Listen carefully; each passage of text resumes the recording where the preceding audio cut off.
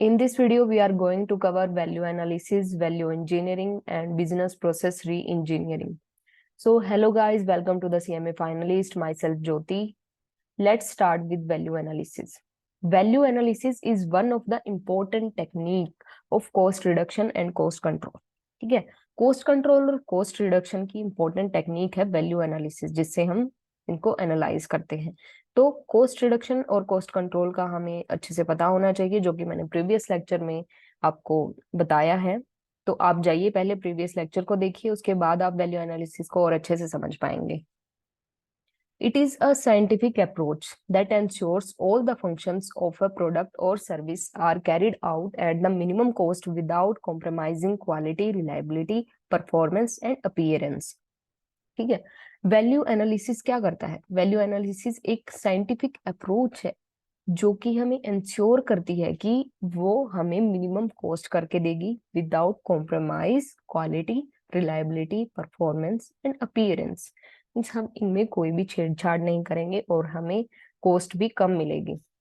किससे? Value analyse से। इसमें क्या होता है कि हम सारे फंक्शंस को आइडेंटिफाई करते हैं किसी भी प्रोडक्ट या सर्विसेज के, और फिर हम उनकी मॉनेटरी वैल्यू को एस्टेब्लिश करते हैं जिससे कि हमें लोवेस्ट कॉस्ट जो है मिल सके। उसके बाद है इसके टाइप्स क्या होते हैं वैल्यू एनालिसिस के, मेथड या फिर अप्रोच जो भी आप लगा सकते हो। Use value, cost value, exchange value और एस्टीम वैल्यू। ये क्या होते हैं? First is use value. Use value reflects the intrinsic value. Intrinsic value क्या होता है? ओरिजिनल वैल्यू जो होती है किसी भी प्रोडक्ट की, जो ओरिजिनल वैल्यू होती है उसको क्या बोलते हैं? इंट्रिंसिक वैल्यू बोलते हैं। Means use value. It is the measure of properties, qualities and features. इसके अंदर हम क्या क्या इंक्लूड करते हैं? प्रॉपर्टीज को, क्वालिटीज को और फीचर्स को।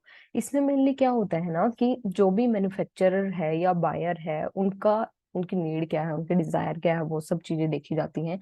उनके यूज के लिए वो कितना सुटेबल है। जैसे कि किसी कस्टमर को नीड है कि वो थ्रस्टी है, मतलब उसे प्यास लगी हुई है, तो वो उसके पास कितने ऑप्शंस हैं? वो कोल्ड ड्रिंक ले सकता है। कोल्ड ड्रिंक में कितने ऑप्शंस हैं? ड्यू है, कोक है, माजा है। तो इन सब में वो क्या लेगा? मतलब यूज वैल्यू, इसमें क्या पता चला हमें कि यूज वैल्यू क्या है कि वो थ्रस्टी है और उसे क्या क्या चाहिए, ये सब चीजें चाहिए, जिस जो कि वो किस चीज पर डिपेंड करता है? Properties, qualities and features. अब मान लो किसी की डिजायर है कि उसको कोल्ड लग रही है, उसे ठंड लग रही है, ठीक है। अगर उसको ठंड लग रही है तो उसे क्या चाहिए? कोट चाहिए। तो क्या होगा? कोल्ड के लिए उसकी क्या डिजायर है? उसके पीछे क्या डिजायर है कि जो उसको ठंड लग रही है वो ठंड लगनी बंद हो जाए। तो उसकी वो क्या होती है? यूज वैल्यू होती है, जो कि वो कोट पूरा कर सकता है। Next is cost value. So cost value क्या होती है? Cost value is the sum of all cost incurred in producing the product और रेंडरिंग अ सर्विस। मतलब जो भी प्रोडक्ट बनाने में और सर्विस देने में, मतलब जो भी हम प्रोवाइड कर रहे हैं प्रोडक्ट या सर्विस, उसको रेंडर करने में जो भी कॉस्ट आती है, उन सब का इन टोटल सम जो होता है उसको हम कॉस्ट वैल्यू बोलते हैं। उसमें कॉस्ट वैल्यू में क्या क्या आ सकता है? रॉ मटेरियल आ सकता है, लेबर, ओवरहेड्स। ओवरहेड्स में मतलब टूल्स आ सकते हैं, हम मशीनें यूज कर रहे हैं। तो वो सारी ओवरऑल जो कॉस्ट होती है वो कॉस्ट वैल्यू के अंदर इंक्लूड होती है। Next is exchange value. Exchange value is the measure of all the properties, qualities and features of the product or services which make the product or service possible to being trade to another product. इसमें क्या होता है exchange value में? जैसे कि हमें for example, हम example लेते हैं, जैसे कि आईफोन है या फिर और कोई दूसरा फोन है, वन प्लस लगा लीजिए, ठीक है। ये दो फोन है हमारे पास, वन प्लस है और आईफोन है। इन दोनों का काम क्या है? हम दोनों से बातें कर सकते हैं, सॉन्ग सुन सकते हैं, कैमरा है तो फोटोज भी ले सकते हैं, सेल्फी भी ले सकते हैं, तो दोनों सेम काम कर रहे हैं। बट एक्सचेंज वैल्यू क्या होगी? अब हम मान लो कि जैसे कि हम रिलेटिव प्राइस होता है किसी भी गुड्स का in terms of other goods. जैसे कि हम ऑनलाइन सेल करते हैं, एक्सचेंज करते हैं, एक फोन को दूसरे फोन से एक्सचेंज करते हैं। ऑनलाइन हम जाते हैं, ऑनलाइन हम जैसे भी कोई भी साइट है जिस पर हम ओल्ड चीजें वहां पर दिखाते हैं तो वो शो करता है कि ये कितने में वापस जा सकती है और उसके बदले में हमें क्या मिल सकता है। तो वो क्या होती है, एक्सचेंज वैल्यू होती है। जब कोई भी परचेज करता है तो वो ऐसे ही परचेज नहीं करता, साथ में उसकी एक्सचेंज वैल्यू भी लगाता है। ठीक है। Next is esteem value. Esteem value क्या होती है? अब जैसे हमने एग्जांपल लिया था आईफोन और वन प्लस का, वो एस्टीम किसमें ज्यादा मिलेगा? आईफोन में ज्यादा मिलेगा, ऑब्वियस है। तो esteem value is the measure of properties, features, attractiveness, graphic, packaging. मतलब ये क्या होता है एस्टीम वैल्यू? इसका लुक, अपीयरेंस, फिजिकल अपीयरेंस जो होती है बाहरी, ग्राफिक्स जो होते हैं, पैकेजिंग जो होती है, जो उसकी प्रॉपर्टीज होती है, वो सब किस में आता है? एस्टीम वैल्यू में। अब हम फोन में ही लेते हैं तो आईफोन और वन प्लस में भी वैसे दोनों अच्छे फोन है, बट फिर भी हम एस्टीम वैल्यू के अकॉर्डिंग देखे तो हम कहाँ तक आईफोन तक जाएंगे हम, क्योंकि उससे हमें ज्यादा एस्टीम वैल्यू प्रोवाइड होगी। अब एस्टीम वैल्यू किसके साथ प्रोवाइड होगी? जब एक बायर को कॉस्ट इनकर करने के साथ साथ उसकी ओनरशिप भी मिल जाए तो वो क्या हो जाती है? एक एस्टीम वैल्यू हो जाती है उसके लिए। ओके। ये यहाँ पर भी जैसे दिया हुआ है, an item without use value can have neither exchange value NOR esteem value. मतलब ऐसा नहीं होना चाहिए कि किसी भी प्रोडक्ट में यूज वैल्यू और एक्सचेंज वैल्यू हमें एस्टीम वैल्यू प्रोवाइड ना करें। मतलब एस्टीम वैल्यू तो ऑब्वियस है कि वो जो कस्टमर्स हैं उनको पहले नंबर पर रखते हैं एस्टीम वैल्यू को। Next is value equation. Value analysis aims to simplify products और process their by increasing efficiency. Value analysis मतलब इसमें वैल्यू इक्वेशन में क्या होता है, इसमें देखते हैं कि हम कैसे इफिशिएंसी को इंक्रीज करें, कैसे हम वैल्यू को एनालाइज करें। ठीक है। तो इसमें इक्वेशन दी हुई है, जैसे वैल्यू इक्वेशन दी हुई है, इसमें क्या है? परफॉर्मेंस है प्लस कैपेबिलिटी है डिवाइडेड बाय कॉस्ट। अगर परफॉर्मेंस और कैपेबिलिटी को हम मर्ज कर देते हैं तो वो फंक्शन बन जाता है डिवाइडेड बाय कॉस्ट। मतलब कोई भी प्रोडक्ट है उसकी परफॉर्मेंस क्या है, कैसे परफॉर्म करता है वो, क्या क्या उसकी वैल्यू है।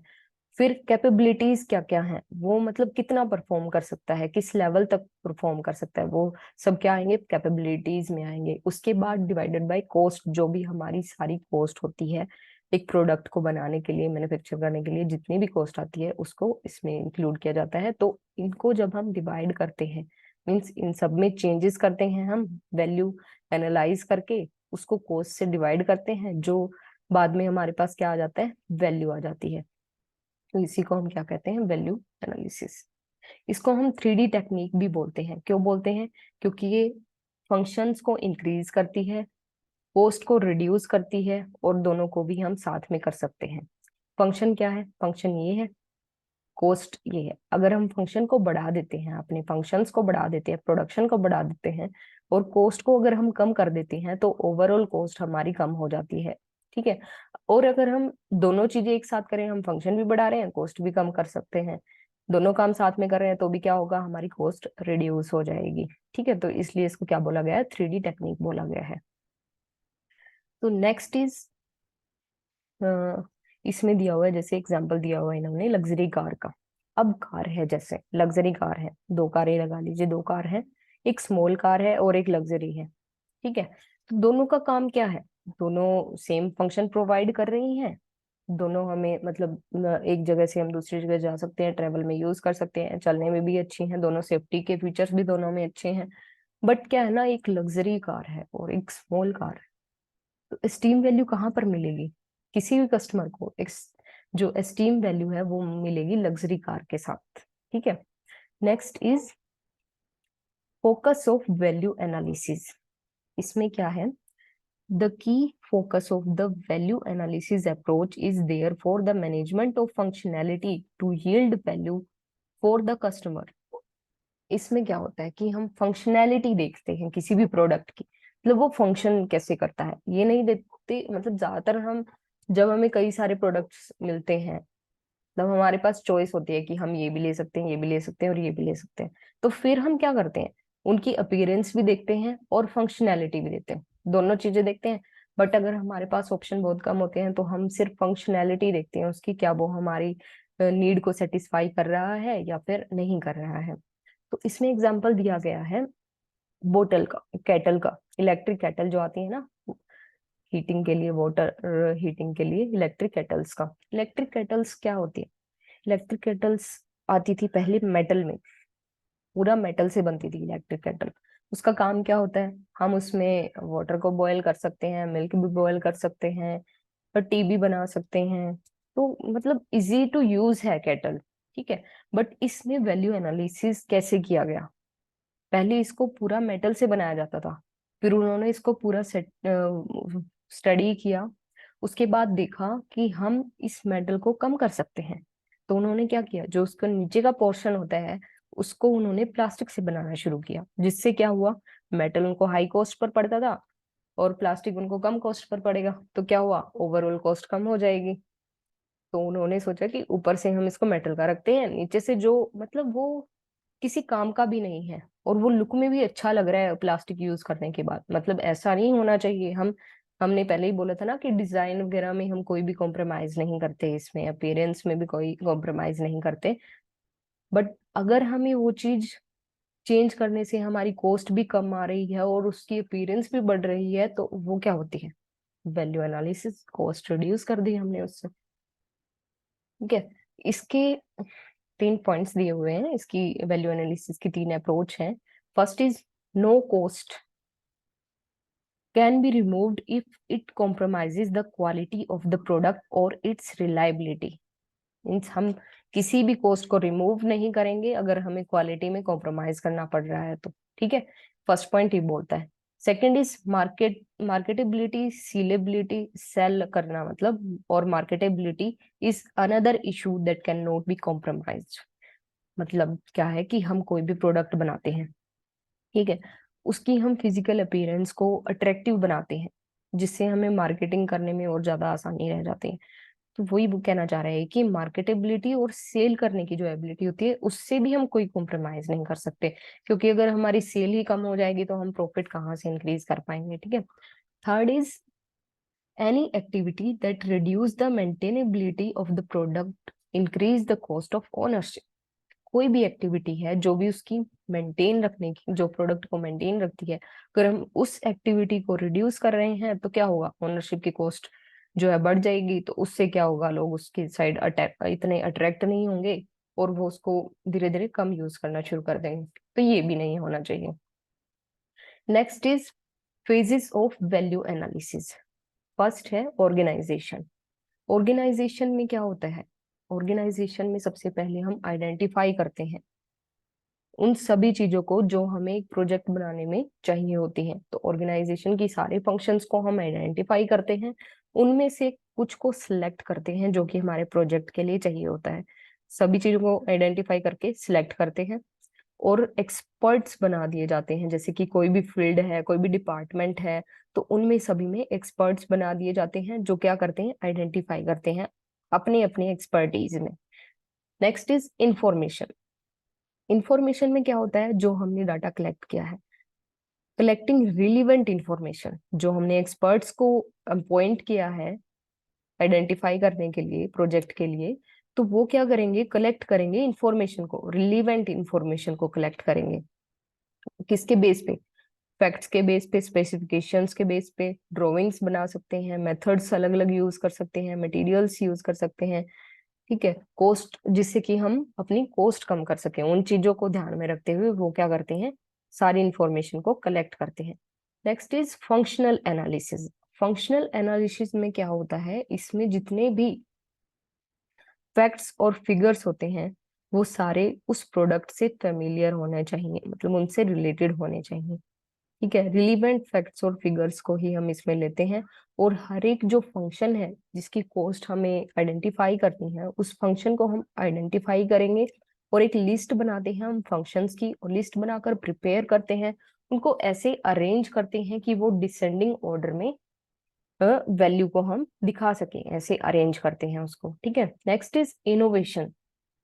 इनोवेशन में क्या होगा, जब हमने सारे फैक्ट्स एंड फिगर्स को एनालाइज कर दिया, उनको अरेंज भी कर दिया, फिर हम क्रिएटिव फेज में आ जाते हैं।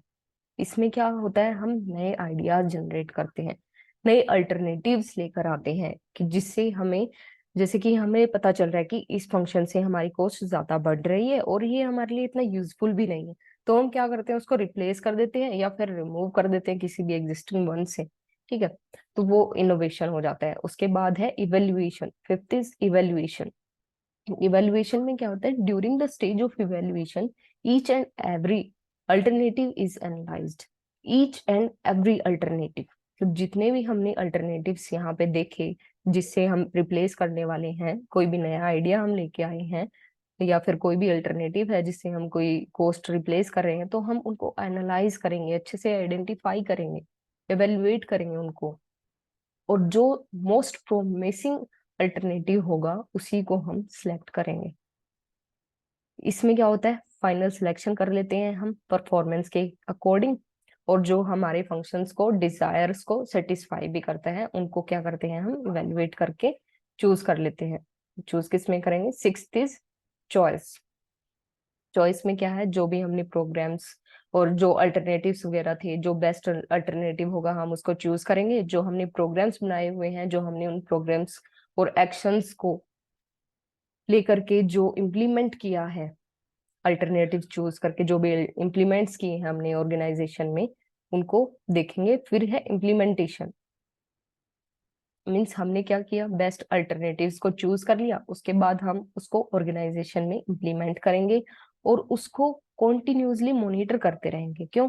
क्योंकि हमें ये देखना है ना कि हमने ये फंक्शन कम किया था, ये फंक्शन हमारी ज्यादा कॉस्ट लेके आ रहा था, उसकी जगह हमने इसको अल्टरनेट जो ऑप्शन है इसको लगाया, बट अगर उससे भी हमारी कॉस्ट इंक्रीज हो रही है या डिक्रीज हो रही है, तो वो हमें क्या, कैसे पता चलेगा, कॉन्टिन्यूस मॉनिटर करने से पता चलेगा।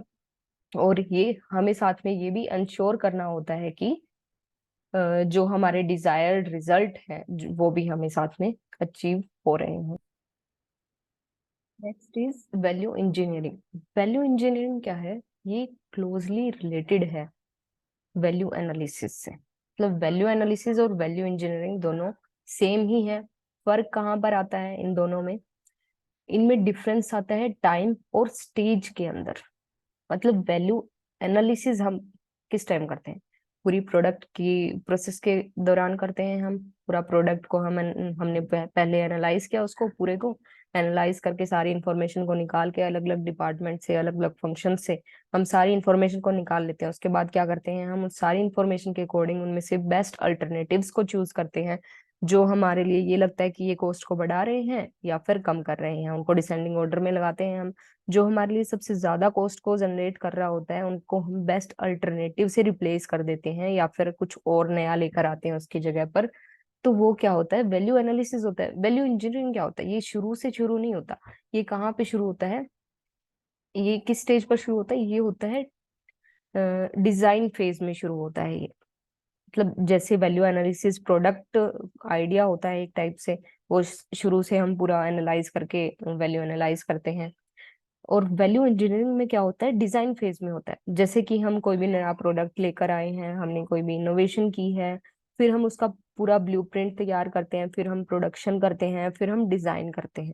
मतलब इतने सारे स्टेप्स करने के बाद हम डिजाइन पर आते हैं और वहीं पर हमारा वैल्यू इंजीनियर यूज होता है, वहीं पर हम उसको लगाते हैं। ये एक प्रिवेंटिव मेजर है, ठीक है, क्योंकि ये क्या करता है, प्रिवेंट करता है। यहाँ तक जैसे हम न्यू प्रोडक्ट बनाया, इनोवेशन किया, हमने प्रोडक्ट बनाया, ब्लूप्रिंट वगैरह तैयार किया, उसके बाद जब डिजाइन की बारी आई, तो वहां तक जो हमारा प्रोडक्ट होता है उसकी 80% जो कॉस्ट होती है वो हमारी सील हो जाती है। मतलब हम उसमें कोई छेड़छाड़ नहीं कर सकते होते हैं। अब वैल्यू इंजीनियरिंग का क्या काम क्या बच गया, जो टोटल 20% कॉस्ट बची, उसमें से हम कैसे और कॉस्ट को रिड्यूस कर सकते हैं, वो काम कौन करता है, वैल्यू इंजीनियरिंग करता है। वैसे भी क्या बोला है इसने, prevention is better than cure, कि हमें इलाज से बेहतर है कि हम पहले ही अपनी सावधानी बरतें, है ना। तो वैल्यू इंजीनियरिंग यूज किस किस में होता है, वैल्यू इंजीनियरिंग यूज होता है कंस्ट्रक्शन में, सर्विसेज में, गवर्नमेंट सेक्टर में, एग्रीकल्चर में, एजुकेशन में और हेल्थ केयर में। इन सब में क्या होता है, वैल्यू इंजीनियरिंग को हम यूज करते हैं। और कहाँ यूज होता है, ये डिजाइन फेज में यूज किया जाता है वैल्यू इंजीनियरिंग। नेक्स्ट है केस स्टडी। इसके ऊपर, वैल्यू इंजीनियरिंग के ऊपर एक केस स्टडी दी गई है, जैसे सॉरी,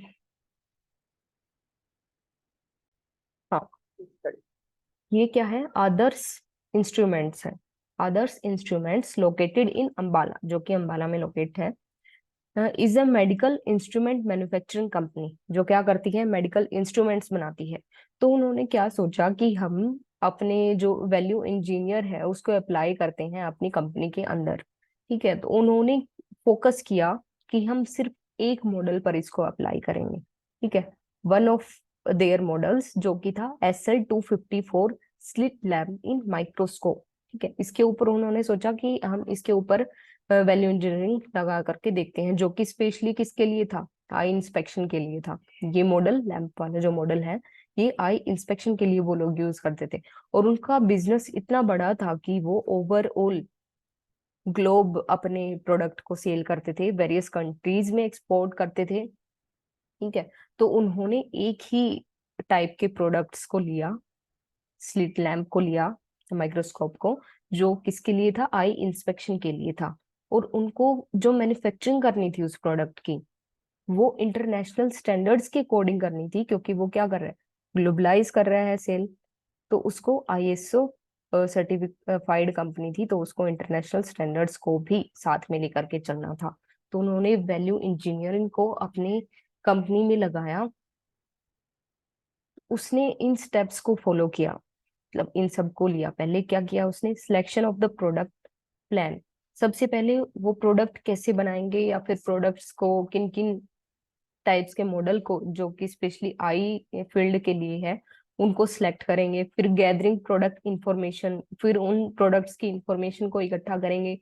फिर फंक्शनल एनालिसिस, फंक्शनल मींस की वो जो माइक्रोस्कोप है वो किस टाइप से फंक्शन कर रहे हैं, वो अलग अलग फंक्शन कर रहे हैं या नहीं कर रहे हैं। जैसे कि अलग अलग टाइप के अगर लैंप्स हैं तो उनको ये देखना पड़ेगा कि उनकी फंक्शनैलिटी भी सेम होनी चाहिए, तभी हम उनको एक ग्रुप में लेकर के आ सकते हैं। ठीक है, creativity phase and preparing the worksheet. उसके बाद क्या करेंगे, हम उस उन फंक्शन से रिलेटेड एक वर्कशीट तैयार करेंगे, उसको इवेलुएट करेंगे उस शीट को। फिर क्या करेंगे, कॉस्ट को एनालाइज करेंगे। फिर उससे जो भी रिजल्ट आएगा, जो भी कंक्लूजन आएगा, उसको हम रिजल्ट को बनाने के बाद कंपनी में इम्प्लीमेंट कर देंगे। ठीक है, तो उन्होंने जब इन सब चीजों को इम्प्लीमेंट किया तो उनको क्या मिला, कॉस्ट बिफोर एनालाइज।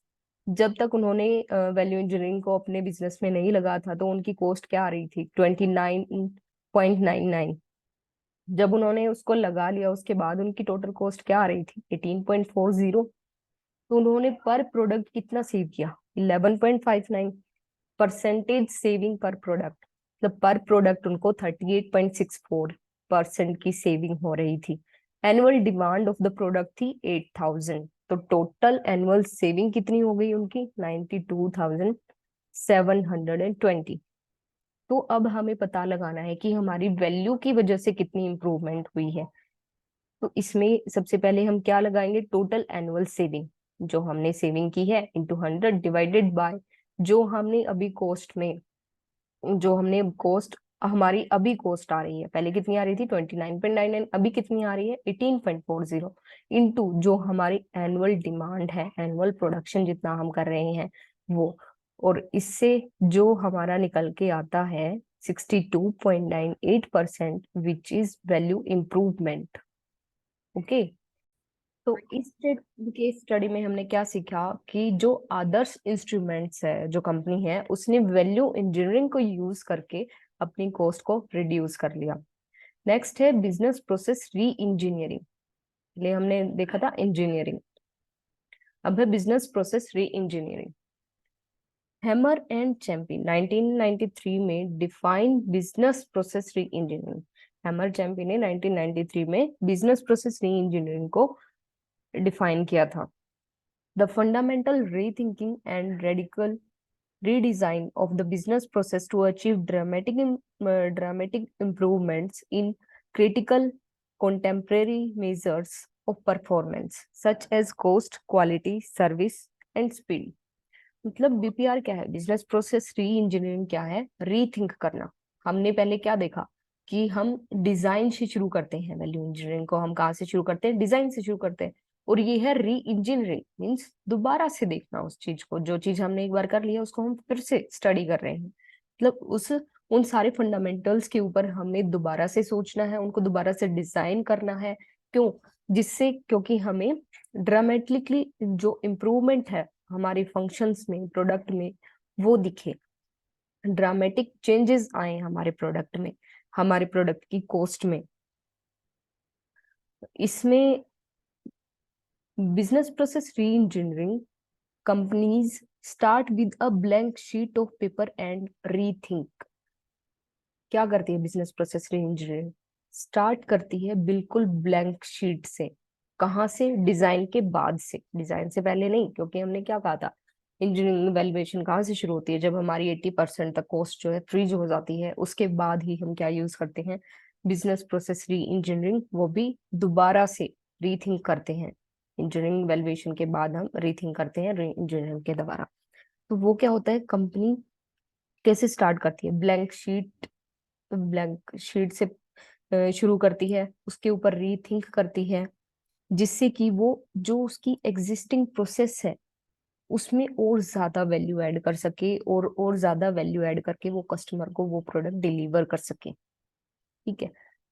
इसमें जो अनप्रोडक्टिव एक्टिविटीज होती हैं उनको वो एलिमिनेट करती है। क्या करती है बीपीआर? एलिमिनेट करती है अनप्रोडक्टिव एक्टिविटीज को, जिसके अंदर दो की एरियाज दिए हुए हैं। फर्स्ट है रीडिजाइन फंक्शनल ऑर्गेनाइजेशन, और सेकंड है they use technology to improve data. मतलब रीडिजाइन करते हैं ये ऑर्गेनाइजेशन के फंक्शंस को, और अपनी टेक्नोलॉजी जो ये यूज कर रहे हैं उसको इम्प्रूव करते हैं। तो जो बीपीआर में जो चेंज होता है, उसको चेंज करने से उसकी प्रोसेस और ज्यादा डिफिकल्ट हो जाती है, क्योंकि जो बिजनेस ग्रो करने में जो हम प्रोसेस यूज कर रहे थे, जो हम इन्वेस्टमेंट्स करते थे, उनमें जो प्रोसेस यूज करते थे, वो सारी क्या हो जाएंगी? अब हम दोबारा से शुरू करेंगे उन प्रोसेस को, बिल्कुल ब्लैंक तरीके से शुरू करेंगे। तो वो क्या होगा, हमारे लिए थोड़ा डिफिकल्ट होगा न्यू मेथड्स को अडॉप्ट करना।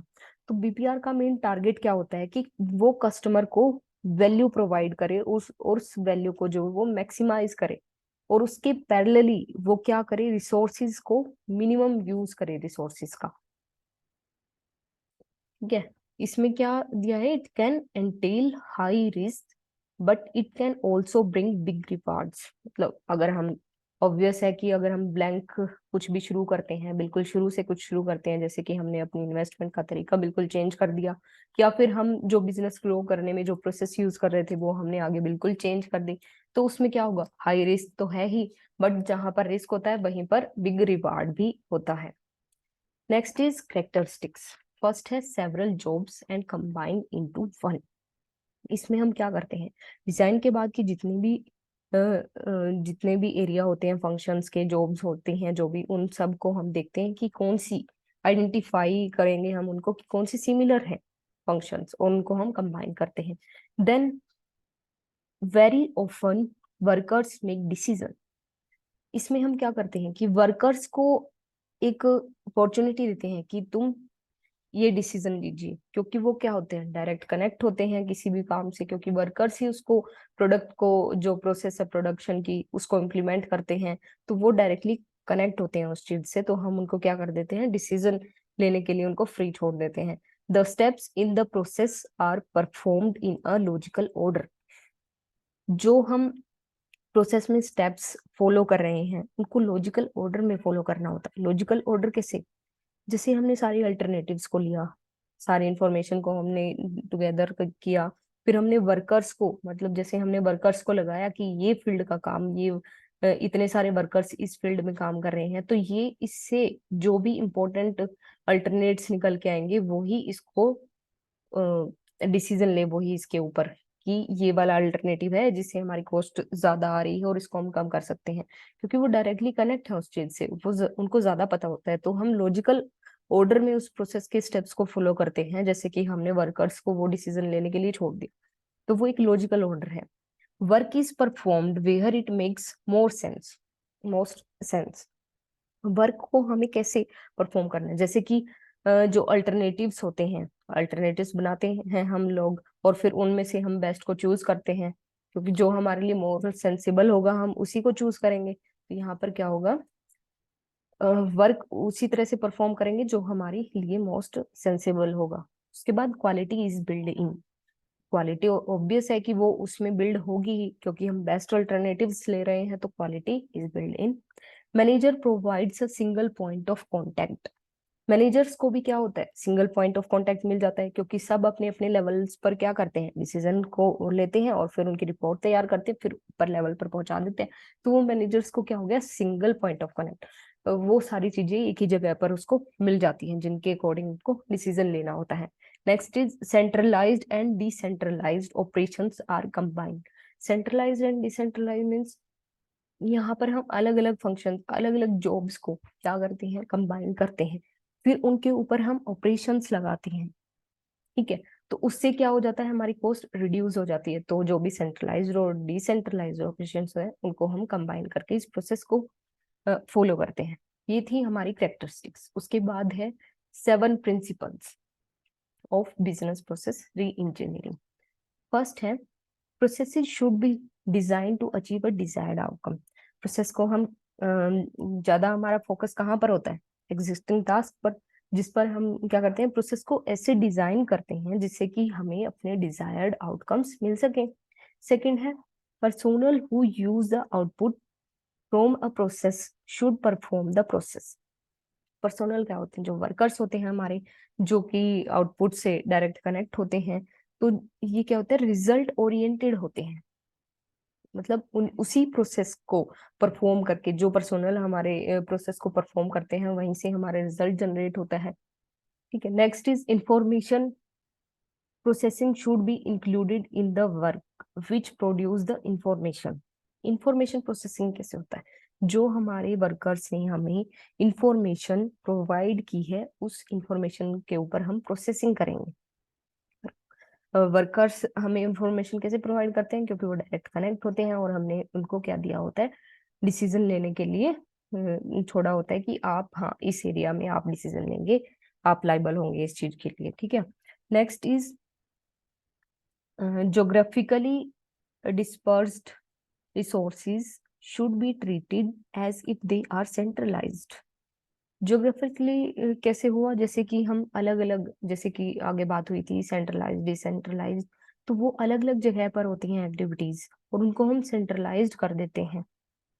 क्यों, क्योंकि हम उनको ऐसे मर्ज कर देते हैं, हम डाटा कलेक्ट करते हैं या फिर प्रोसेसिंग जो यूनिट्स होती हैं हमारी, हम उनको मर्ज कर देते हैं अगर वो सेम एक्टिविटीज फॉलो कर रही हैं तो। क्या, next is parallel activities should be linked rather than integrated. जो पैरेलल एक्टिविटीज होती हैं, मींस जो साथ के साथ चल रही हैं, जैसे हम एक प्रोडक्ट बना रहे हैं, उसके लिए जो हमें पार्ट बनाना है, वो पार्ट दूसरे प्रोडक्ट में भी यूज होता है। तो हम ये नहीं करेंगे कि हर प्रोडक्ट के लिए अलग अलग प्रोसेस है, अलग अलग मैन्युफैक्चरिंग यूनिट्स बनाई हुई हैं हमने, तो वो हमारे लिए क्या होगा, कॉस्ट ज्यादा जनरेट करेगा। तो हम पैरेलल एक्टिविटीज जो होती हैं उनको लिंक करेंगे, ना कि इंटीग्रेट करेंगे। वो सारी एक्टिविटीज को नहीं करेंगे, सिर्फ पैरेलल एक्टिविटीज को लिंक करेंगे। कि जैसे हमें एक कोई भी मटेरियल है या कोई भी प्रोडक्ट है, उसका एक पार्ट बनाना है, एक पार्ट है जो 2 या 3 प्रोडक्ट्स में यूज होता है, तो वो हम एक ही यूनिट में बनाएंगे, जिससे क्या होगा, हमारी प्रोडक्ट कम हो जाएगी और हमें अलग अलग यूनिट्स भी नहीं बनानी पड़ेंगी। तो doers should be allowed to be self managing. मतलब जो खुद से काम कर रहे हैं, डूअर्स हैं जो भी, वो सेल्फ मैनेजिंग करेंगे, मीन्स खुद से डिसीजन लेंगे, उनको अलो होगा कि आप खुद से डिसीजन ले इसको, कि जिस टर्म में आप काम कर रहे हो वहां पर आप डिसीजन लीजिए। Information should be captured once at source. Information, हमें जो जो भी डाटा या इंफॉर्मेशन जो भी कलेक्ट करनी होती है, उसको उसकी सोर्स ऑफ ओरिजिन से कलेक्ट करना होता है। ठीक है, और जो कस्टमर्स के लिए वैल्यू होती है, वो इन्वॉल्व करती है पीपल्स को, जो डायरेक्टली आउटपुट से कनेक्ट होते हैं। इसमें हम ऐसे भी समझ सकते हैं, जैसे कि हमारे पास आइडियाज हैं, हमारे पास लगा लीजिए 100 बंदे हैं, और 100 बंदों के पास 99 के पास सेम आइडियाज है, और एक के पास कुछ डिफरेंट है। तो हमें लगेगा कि नहीं, 99 है जो, वो ही ज्यादा अच्छा आइडिया प्रोवाइड कर रहे हैं, ना कि एक। तो डूअर्स को सेल्फ मैनेज होना चाहिए। कैसे होना चाहिए कि हम सबके लिए ओपन अपॉर्चुनिटीज रखते हैं। अगर एक का ओपिनियन अलग है तो हम उनको भी सुनेंगे, हो सकता है कि हमें 99 में वो ना मिले जो उस एक में मिल जाए। तो सेल्फ मैनेजिंग हर एक के लिए होगी इसमें। Next is key benefits. Key benefits में फर्स्ट है reduction in cost and cycle times. Business process re-engineering reduces cost and cycle time. Business process re-engineering क्या करती है? Cost और उसके साइकिल टाइम को रिड्यूस करती है. साइकिल टाइम मीन्स जो प्रोडक्शन बनाने में हम टाइम लगा रहे हैं उसको रिड्यूस करती है. Eliminating unproductive activities. कैसे रिड्यूस करती है? जो अनप्रोडक्टिव एक्टिविटीज हैं उनको एलिमिनेट करके. और कैसे कर सकती है? जो भी हमारा इंफॉर्मेशन का फ्लोज होता है उनमें जो भी एरर्स होते हैं उनको एलिमिनेट्स करके. और rework caused by multiple hand offs. मतलब जो हम अलग अलग hand offs means multiple hand offs means हमारे पास बहुत सारे वर्कर्स हैं. हमने कुछ वर्कर्स को एक यूनिट में लगाया हुआ है, कुछ को एक यूनिट में लगाया हुआ है. तो हम क्या करते हैं, कई बार उनकी प्लेसमेंट करते रहते हैं कि इधर से उधर, आप उसमें जाइए, आप उसमें जाइए, आप उसमें जाइए. तो उससे क्या होता है ना कि वो मल्टीपल हैंड ऑफ्स हो जाते हैं. उससे क्या हो जाता है, हमारी कॉस्ट इंक्रीज होने के ज्यादा चांसेस होते हैं.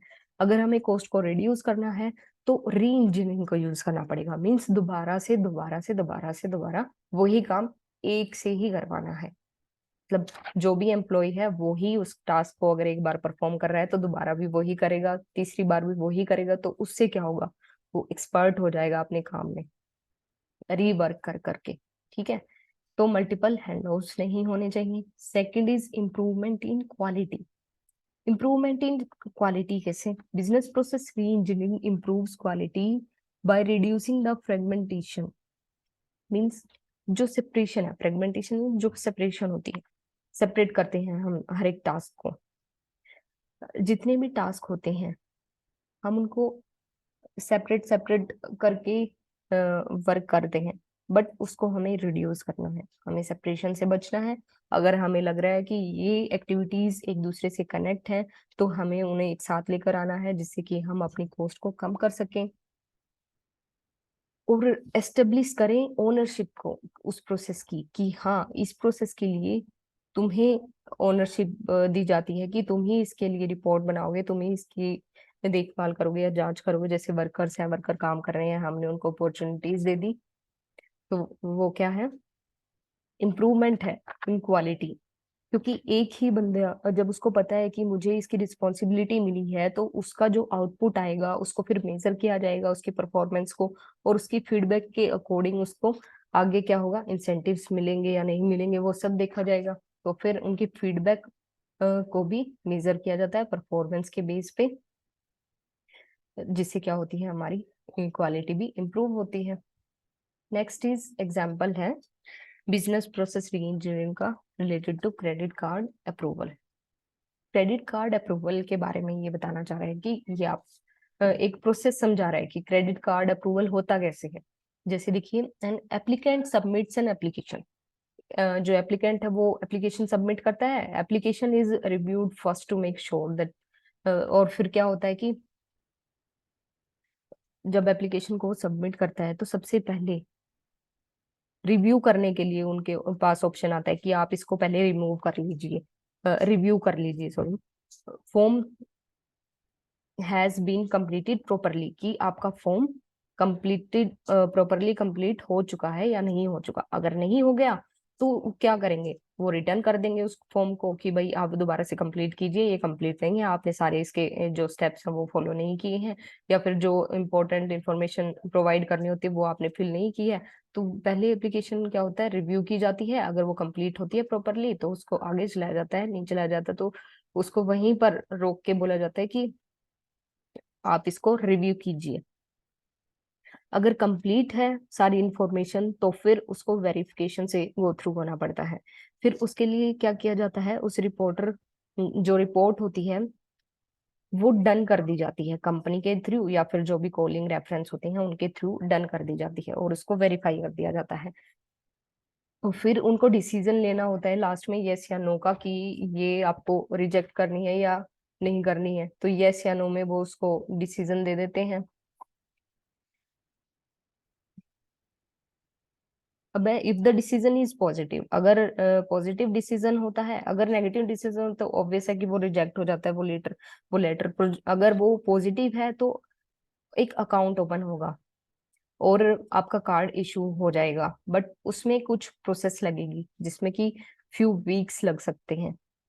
ठीक है, उस प्रोसेस को पूरा होने में क्या होगा, फ्यू वीक्स लगेंगे, आपको वेटिंग करना पड़ेगा वेरिफिकेशन के लिए।